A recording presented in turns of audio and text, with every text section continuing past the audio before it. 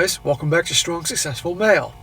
So for today, I'm going to go over a very educational and entertaining email that was sent from a subscriber. This from a guy, I believe he's in his 40s. He is an attorney.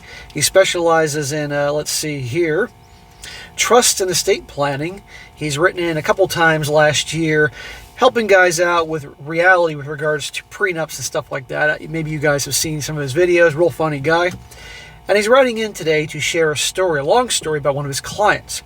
A client of his who is a father, who's now retiring, has 3 adult children, and he is doing his darndest to make sure that his daughter-in-law, who's married to his youngest son, who is an SIMP, doesn't get 1 penny of any of their money when he and his wife are gone.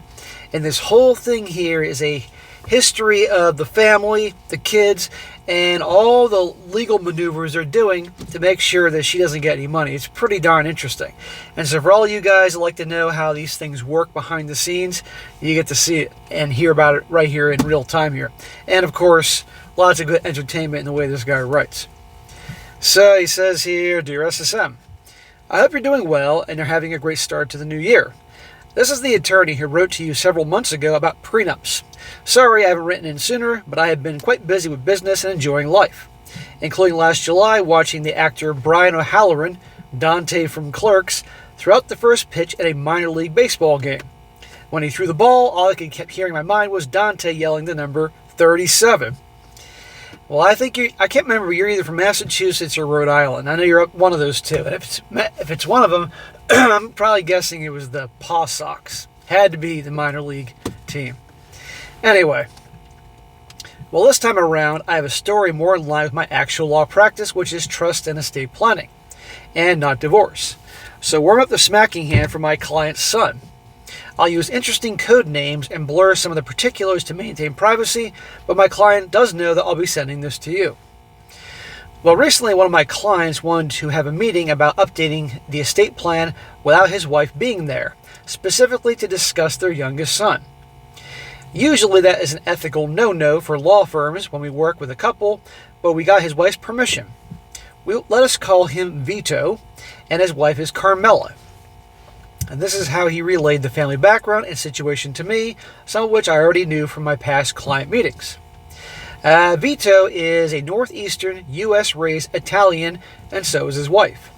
He is one of those hard-working, middle-class, salt-of-the-earth type of guys who took a chance of starting a business and it paid off handsomely. He had been working in the Northeast as a union employee, and one of his closest friends and co-workers named Peter moved south. Within a few months, Peter called Vito to discuss moving and going into business together in the same line of work. Vito had 3 children and some decent savings. Let us call the children Michael, Connie, and Fredo. Okay, Godfather fan I see here. Vito, Carmela, okay, Sopranos, and Michael, Connie, and Fredo. What happened to Sonny and Tom Hagen? Well, I guess you don't get a Sonny and Tom Hagen.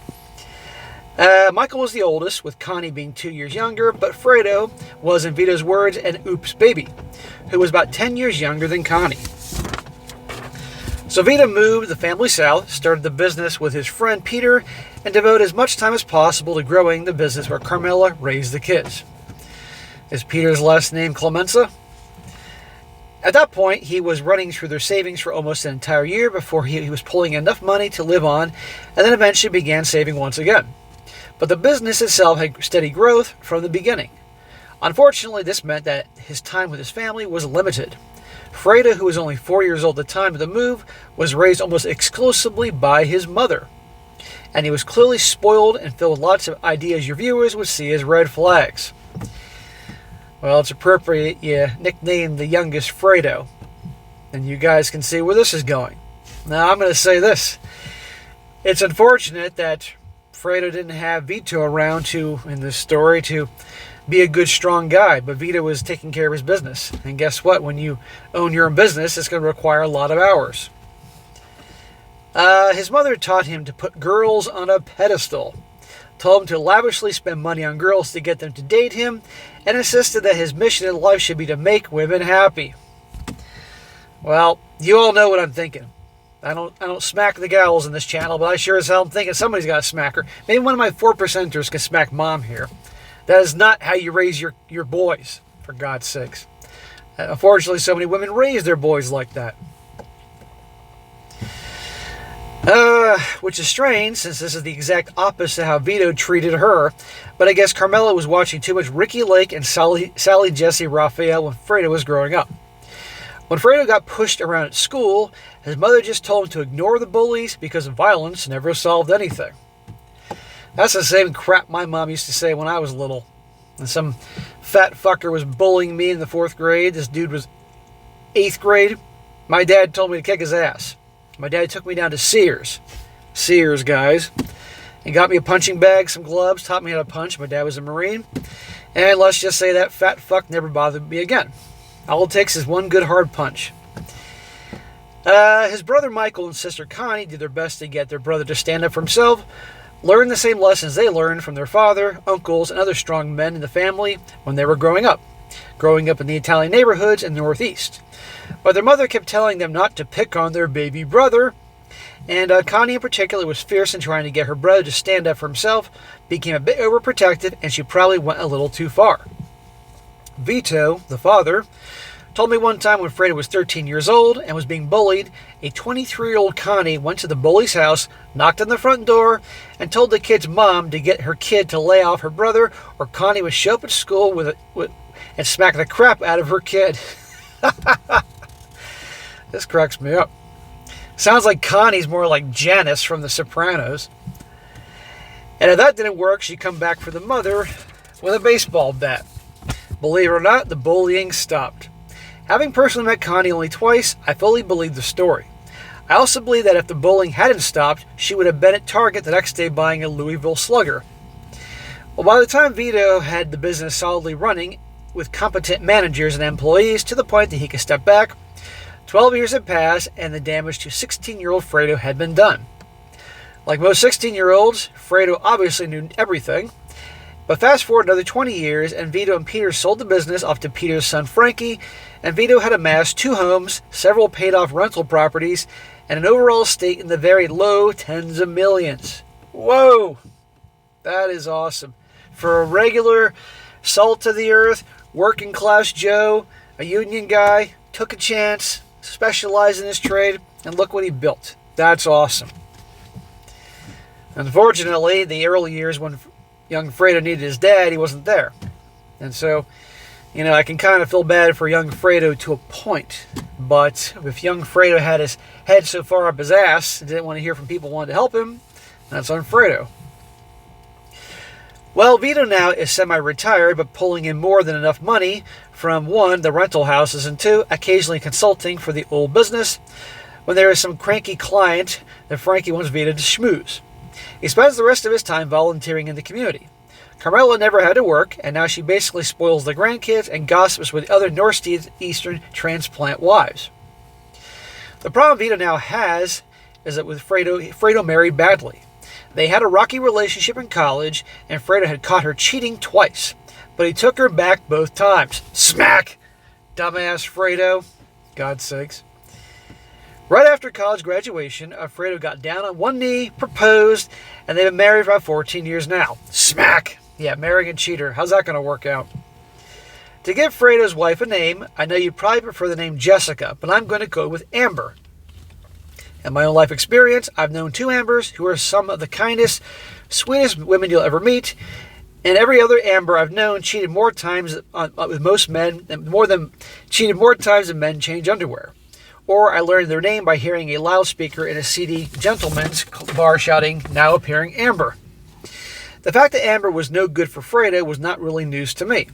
Vito and Carmela had argued about her over the 12 years I've been working with them. I knew long before this particular meeting that Vito hated Amber, but Carmela always defended her while trying to give her the benefit of the doubt. Well, he wouldn't have any of these problems if Vito had a Luca Brasi in his life and could take care of Amber in a different way. Even back when Amber still was just a girlfriend, occasionally coming to family events, Vito said he just knew she was bad news. He acknowledged that Fredo was a pushover who should have had a few more smacks upside the head over the years. And Vito just had a feeling in his gut that Amber was a cheater. Carmela just kept saying, "You don't know for sure anything is going on." Well, A lot of guys are going to be starting to question Carmela's behavior here, given the excuses she's making for the daughter-in-law. Personally, I think that Fredo is her baby boy and doesn't want to think anything that could mess up Fredo's life. On top of that, Michael's wife, Connie, and Connie's husband were all in successful careers, putting away money for retirement and funding college accounts for their own children. However, Fredo and Amber basically spent their money as fast as it came in. Fucking dumbasses. Yeah, because they're counting on a big inheritance one day. That's why they're pissing away money on BS. Only a few years ago, both Vita and Carmela started arguing that Amber was counting on her retirement being funded by Fredo's eventual inheritance, and that their current spending was getting out of control. In fact, at this rate, Vita and Carmela would probably have to fund college for Fredo's children if they didn't get scholarships. Or maybe those kids fund their own fucking college. There's an idea. Or trade.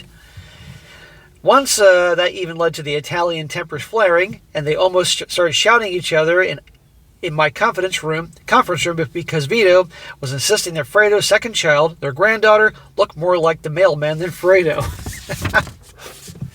This is, by the way, the SSM. I know this is absolutely going to floor you, and it will come as a great shock, but at the time of the big argument, I asked them what was Amber doing for work. She's a nurse. Of course. Never fails. A chick named, well, okay, Amber's not a real name. Amber's her code name, but she's a nurse. Big fucking surprise. At least she has a job, but I can't imagine what's going on here. The kids, God knows those kids are his. Well, things have recently gotten a lot worse, and Carmela admitted to Vito had been right all along. Well, how long does it take your average wife to admit that the husband is right about anything? A long fucking time.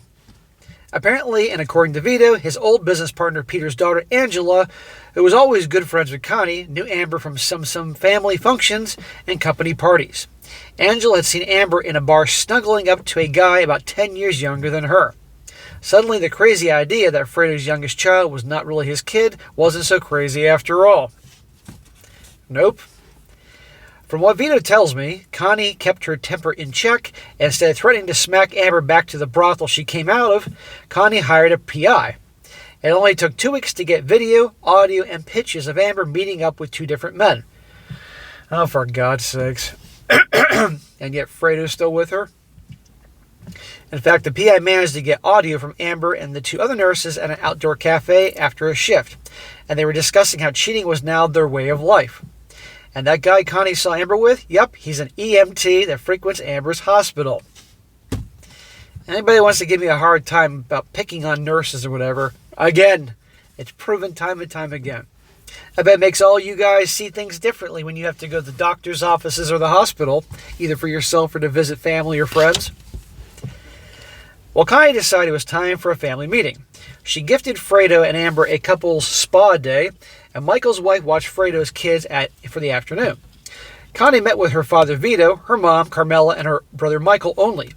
She laid out all the information from the PI, including transcripts of the recordings from the cafe, a few videos, and even printed pictures of Amber walking hand in hand into a motel with Mr. EMT. The one little thing that made Vito explode with anger, worse than if he ate meatballs made from tofu, was a picture of Amber handling over her credit card to pay for the motel room with Mr. EMT. I don't know why that was worse than anything, but it certainly was to Vito. God. Imagine that. You have kids, 3 kids, and you got 2 kids that have their shit together, good people, smart, hardworking, good careers, and then you got 1. And it's just never-ending bullshit. And parents can have some blame to some extent. But there's a point, particularly when the child becomes an adult and keeps fucking up, then that's when it's on the child, in this case Fredo here.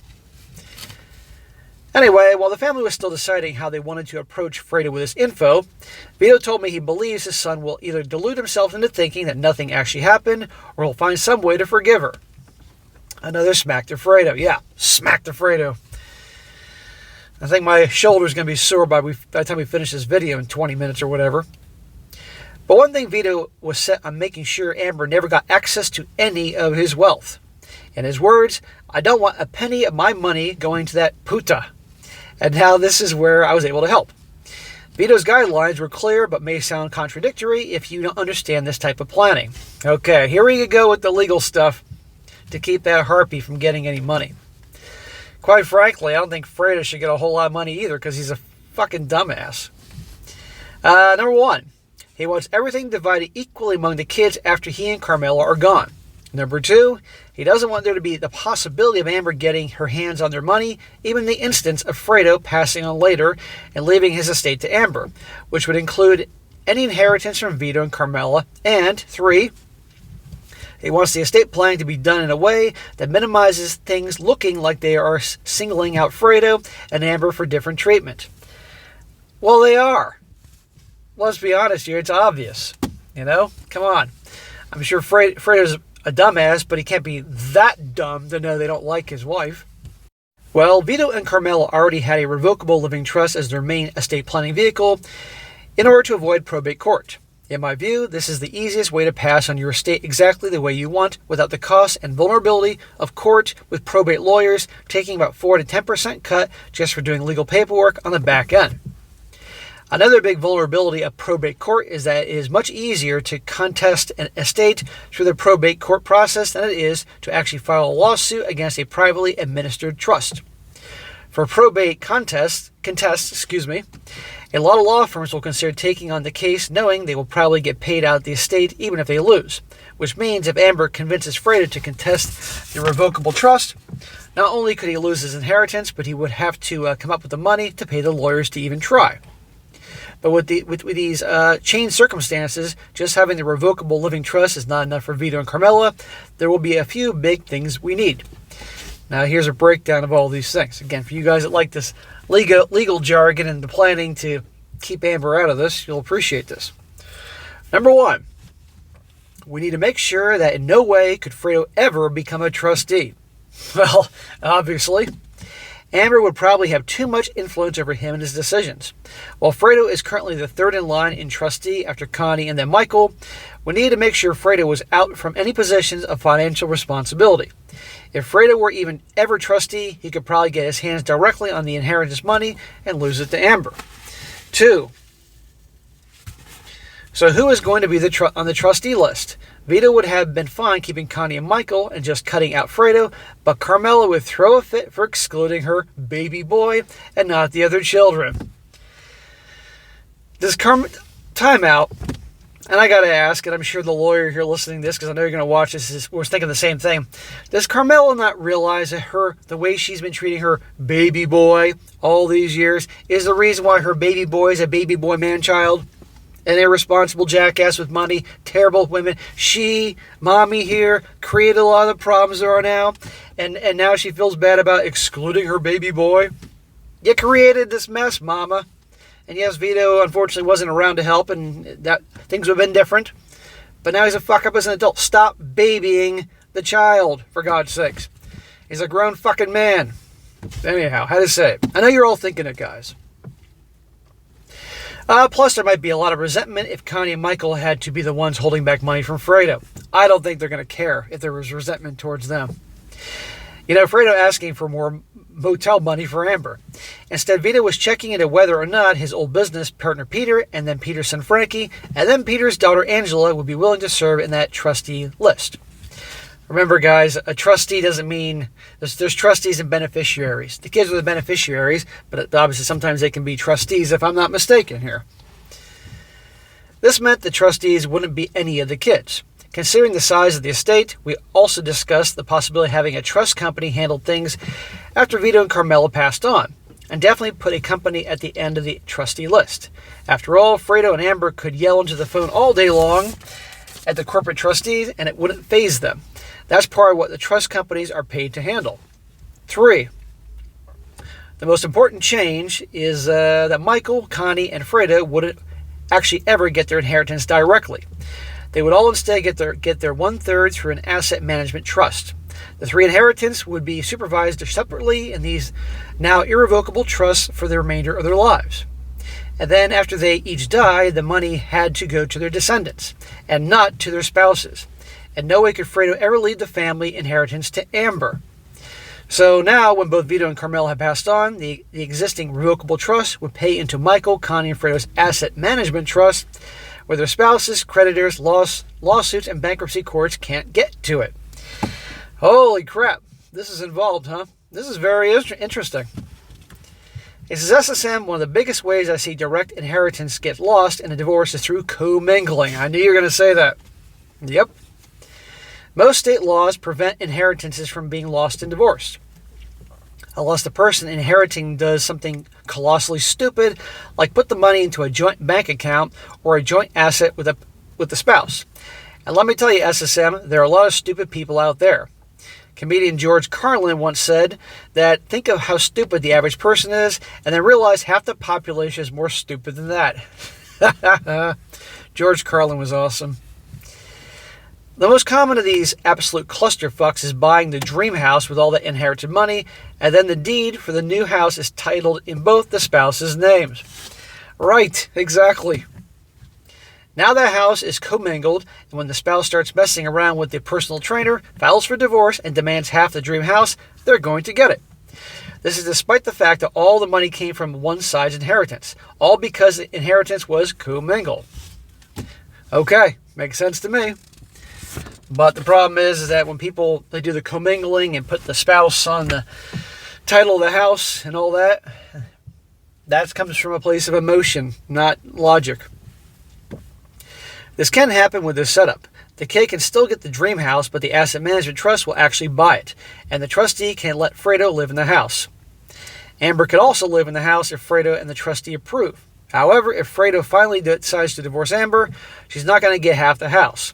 In fact, if that happens, the trustee is going to send an eviction notice to Amber, and now she'll be forced to move out in 30 days and live in a van down by the river with Mr. EMT. For income tax reasons, we also would be setting up IRA trusts for each child that both maximizes income tax savings while protecting inherited retirement account money in the same way the asset management trusts do. One thing Vito wanted from the start with his estate planning all those years ago has never changed. He does not want Uncle Sam getting any more of his estate than necessary. Well, obviously. Nothing in this new estate system would change that. We then get to the touchy subject of Fredo's daughter. Oh boy. Yeah, the daughter who everybody with a brain questions is actually his daughter. And the blood of Vito. And the fact that they weren't sure whether she really was Fredo's child or just a product of Amber meeting up with some random biker in the alley behind a bar. I told Vito I could include provisions in all the asset management trusts that in order for the children to benefit, then all the kids, meaning Vito and Carmela's grandchildren, have to be paternity tested since they would become contingent beneficiaries down the line. Ooh, very smart. That would ensure that only Vito and Carmela's biological grandchildren and descendants could benefit from the trust. This is especially important because the trustee is also allowed to fund education and other expenses for the grandkids while the child is still alive. In this case, we can make it so that the trustee could deny those funds to the granddaughter she turns out not to be Fredo's kid and is just Amber's affair child. Well, I'm fine with all this, but the thing is, like, let's just say for argument's sake that nobody ever does a paternity test on Fredo and Amber's child. And she's a wonderful girl, never did harm to anybody. And then and everybody loved her. And then one day finds out she, by no fault of her own, is a result of mom being an SLUT with the Mr. EMT or a biker behind the bar. And I hate to see her. You guys get where I'm coming here. She's a good kid, you know. I don't want to see a totally black and white scenario here, but everybody feels a little differently. If the child's a little asshole, that'd be a little different. If anybody should suffer, it should be Amber. But anyhow, while Vito wanted to smack his son Fredo upside the head, even from the grave, he loves his granddaughter no matter what. That's what I thought. So he asked that a compromise be drafted into the trust. We can specifically name all the grandkids alive when we build the asset management trust and ensure they would all be beneficiaries down the line, regardless of biological parentage. But the paternity test still had to be taken and the results shared with the entire family. Okay, well, there you go. So one day the test will be taken, and if she is indeed not the biological child, it'll make an ass out of Amber, hopefully wake Fredo up but it sounds like the granddaughter will not suffer. And there you go. I like that better. Not everybody's going to agree with me, and that's okay. People can argue this would be more cruel to the granddaughter than to Fredo if, as expected, she wasn't his biological kid. But my client argued it's a lot less cruel than what Amber is putting Fredo through by cheating and possibly making him raise a child that isn't his. And at least the truth would come out. The fact is, it doesn't matter what I would personally do in Vito's situation. My job is to provide Vito with the best plan possible according to his and Carmela's wishes, and this was their call to make. Right, that is your job. With this in-law planning system, Vito is making sure his children receive the benefit of his life's work while making sure that the inheritance stays within his family and doesn't end up in the hands of that Jessica of a daughter-in-law named Amber. This is SSM. I will let you know if there is any big updates in the family situation, but I suspect that Vito is probably right. Amber will apologize, cry, beg forgiveness, and Fredo will fold like a wet cardboard box. Either that or Fredo will suffer in denial and never believe Amber cheated. Even with the audio and video proof, one more smack to Fredo. Yeah, a guy like Fredo, you could show him all the evidence. He can literally be there and seeing his walk in on his wife with Chatter Tyrone's you-know-what in her mouth, spit roasting her on his bed, and he still wouldn't do anything. He's one of those. Vito also suspects both Fredo and Amber will continue to spend every penny they make while counting on an inheritance of millions to fund their retirement. As I said, I really do hope I'm around and act as an attorney after Vito and Carmel pass, just to see the look on Amber's face when they find out they aren't getting a big pile of cash to spend however they like. This setup ensures that Vito and Carmela's wishes are carried out. Well, man, keep yourself in good health so you can be around that day. And if that's in 20, 30 years or whatever it is, and I'm still doing this shit on YouTube, I might look like a fucking gray-haired old man by then with a long beard like one of those guys from Duck Dynasty, but send it in. I'll cover it. P.S. I was just about to send this to you and got the update from Vito with the trustee list. Aha. They talked with their chosen people over the holidays and got approval. In fact, Angela volunteered to be the first in line, just so she could be the one to tell that bitch Amber she's getting nothing. Best wishes in the new year, SSM, and I've included a few pictures for your amusement since we have added a second cat, and I just had to include a picture from the baseball game of Brian O'Halloran. Yeah, include the picture from the baseball game mentioned in the beginning of the story of Dante, and he looks like him. Except he better get some time on the treadmill. That belly, he's going to have a stroke one day. And congratulations on adopting a new cat. Good for you. I find it amazing that your cats are laying together on the couch. That doesn't happen very often. Well, bro, that is a very interesting story. Very informative. I like these things where you can be entertained and learn things. But my God, I mean, it's got to be so difficult being a parent and having your kid with some fucking crazy scumbag like Amber. But unfortunately, it is what it is. And I really do hope everything's been done to protect Vito and his wife's wealth from that harpy there. But don't put it past her to find some way, somehow, to try to get around it. But that's your job, to make sure that she can't get around it. And maybe one day you'll get to hear about this whole thing. So, guys, there you go. Some serious behind-the-scenes work being done to make sure a scumbag doesn't get it. And, hey, you never know. Maybe they divorce before this whole thing happens, and and that just changes everything. So, very interesting stuff. I appreciate your writing and sending that in. And if you ever have any other good stories about clients and scenarios like this, send it in. We appreciate it. All right, guys, that is it for today. Be sure to comment down below. Let me know what you think about this. And, guys, you got a good story that you want me to cover, your own personal story or question, whatever, send it my way. strongsuccessfulmale@gmail.com. And if it's a good one, I'll definitely cover it. And be sure to like the video, share it with your friends, and subscribe. I'll catch you next time.